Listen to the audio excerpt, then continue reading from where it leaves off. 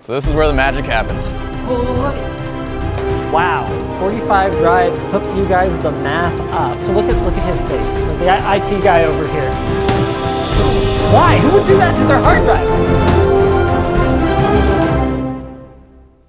Welcome to Make It Real. I'm your host, the Hacksmith. Our channel got its start trying to emulate some of Iron Man's abilities. From shooting rockets with Jerry Savall, from attempting to fly using model rocket engines, to building an EDF-powered flight suit, to eventually trying Richard Browning's jet engine-powered suit, the closest thing we have to flying like Iron Man. We've made a full metal Iron Man helmet, complete with a heads-up display. Heck, we even tried our hand at a realistic arc reactor. I mean, we even started out in a cave. A garage. And today, we have a 13,000 square foot state-of-the-art research and development facility. We're doing our best at becoming as close to Stark Industries as possible in real life. We even have a robot arm called Dummy, though he's kind of disappointing, to be honest. But one of Stark's most impressive, but sometimes overlooked accomplishments is his AI system, Jarvis. Jarvis takes care of everything from networking, accessing a massive satellite network, monitoring facilities, security systems, and even controlling the heating system and lights. Jarvis was even adapted and installed into the Iron Man suit to help Tony navigate its systems.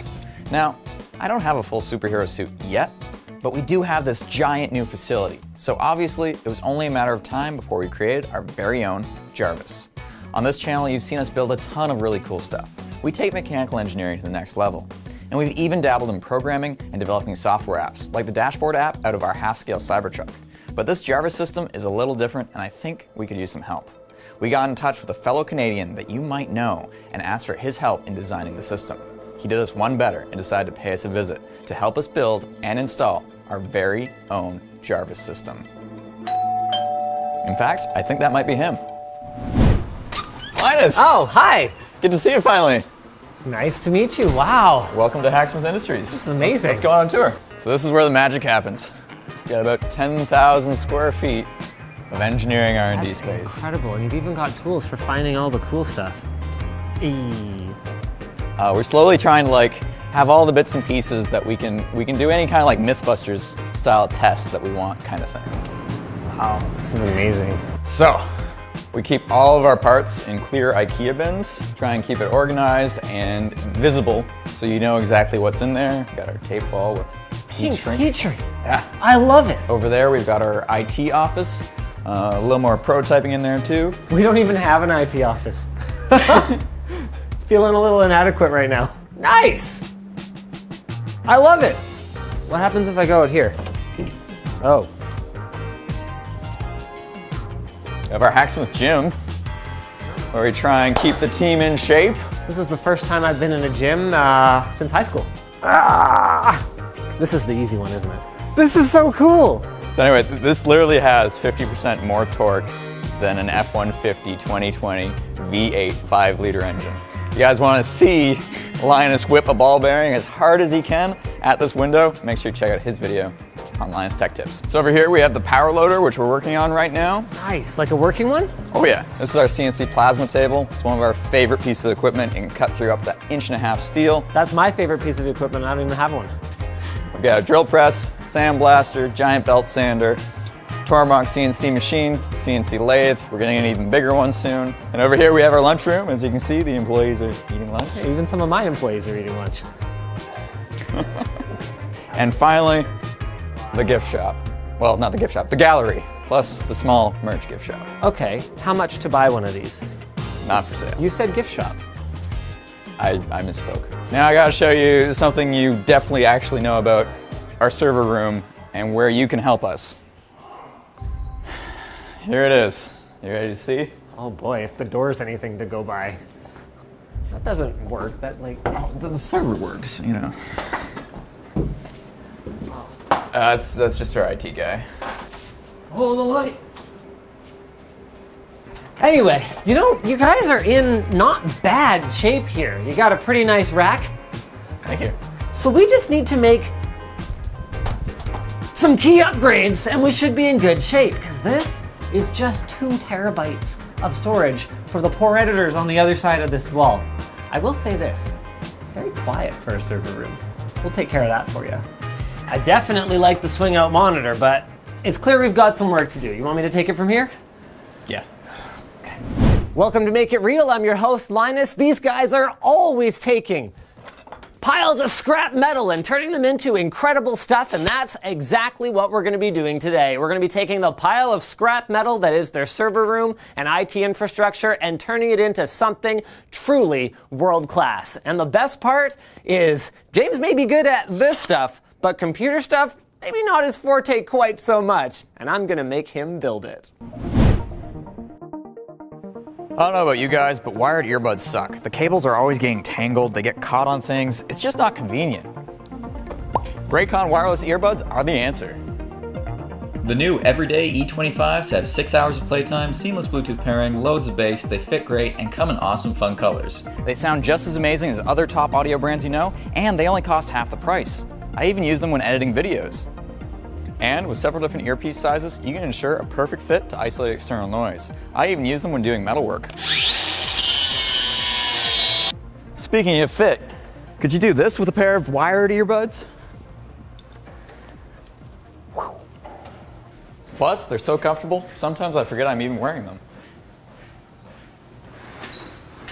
To upgrade your earbud game today, click on my link in the description below. buyraycon.com/hacksmith to save 15% off your purchase of earbuds. All right, so we've got all the pieces we need to start this server rebuild. Should we get started? Absolutely. Dummy, my tools.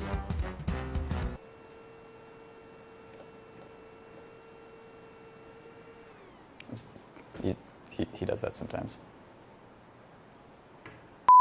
Where do you want to start? Like, how much of this do you want to do? I think you should do all of it. Start by opening up this guy. So how much do you actually know about the IT infrastructure here? Excellent question. Okay, to your credit though, you hired an IT guy. True, yeah. That is so much farther than most small business owners get. Okay, so do you know what this one is for? Wow, 45 drives hooked you guys the math up. What do you want this to do? I want us to be able to ingest footage as fast as possible to get it back into the editor's hands so they can actually spend their time editing and not waiting for things to happen like transcoding and slow network speeds and Premiere crashing because it's not able to read fast enough off the server.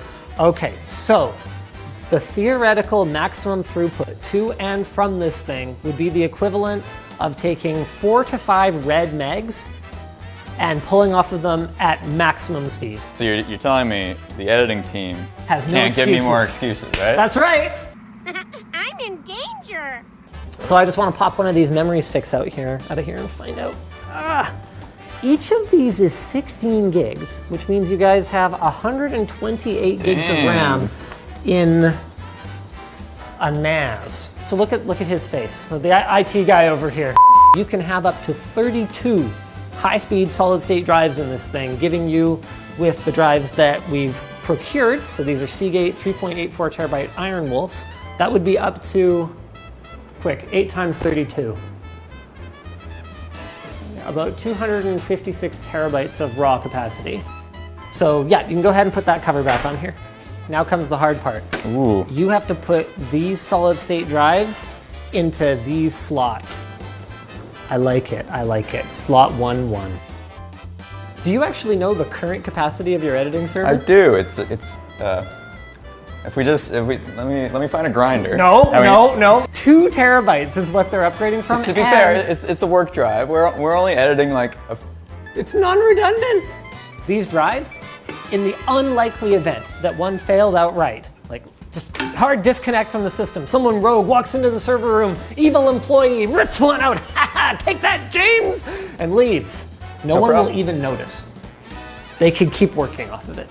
Wow. Okay, so now all you gotta do is put that cover back on. Really hard, I know, right? Yeah, that was It's like the simplest project you've done this year. He's got it. There it is. So Seagate also sent over some of their Iron Wolf NAS drives. So these are their more traditional mechanical drives. Now solid state is great for speed, for reliability, for lots of reasons, but what it isn't is economical. So if you guys have projects that you've finished and you want to archive that footage so you can recall it for, a new episode, but you want to use the original quality footage, you guys need a nice big vault. So today, I feel like Oprah or something. Today, we are adding 16, 32, whatever 32 plus 16 is. 48. Whatever 48 plus 16 64. is. Whatever 64 plus 16 is. I can't do over that. And then whatever that plus 16 is. We are going to be adding this much capacity to your existing Unraid server. We can do that later, but for now, we've actually got a really, really special piece that I am excited to show you. It's this thing under the table, and we're going to need to lift this together, I think. I mean, if it's fireproof and waterproof, I hope it's 2-inch drop proof. Yeah, you would think it could handle something like that. So we actually worked with these guys a really long time ago, validating their claims that this network storage device can withstand a fire. And if you know anything about our channel, fires are not only common, they're expected. Perfect. It's fireproof, it's waterproof, and it can hold 5 more of these 16 terabyte drives, 80 terabytes of raw capacity of safe storage.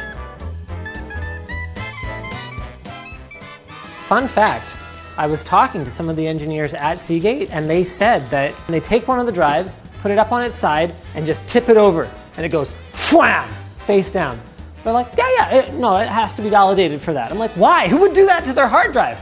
They're like, you don't even want to know.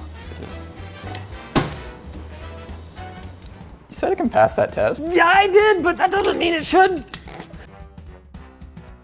It does have like a sealing up the vault kind of vibe to it. Front plate. Now this guy's not particularly fast, but that's really not the point. Yeah, this is where, that's right. This is where you're doing your nightly backup to make sure that whatever it is you did that day is still going to be there when you get there in the morning. So that's it, a comprehensive storage upgrade. You've got your new high-speed editing server, you've got your nightly fireproof, waterproof backup for it, and you've got a capacity upgrade for your vault, basement, dungeon thing. That's it for my part.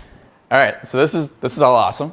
Yeah. But as you know, we're trying to make this place a little more Stark Industries vibe. So we're planning on also implementing on this server a bit more of a Jarvis kind of like assistant for the facility. So we've actually gone ahead and gotten all the pieces together to make a really fancy steel door for the server room, complete with a built-in touchscreen for monitoring all the different server features to make sure everything's up and running. Please tell me it's going to have voice recognition. It is. Please tell me it'll have facial recognition. It might. But I think it'll be fun if you build it for me. I've got all the pieces. It's just like IKEA furniture. Okay, perfect. Oh no, wait. All right, let's do it.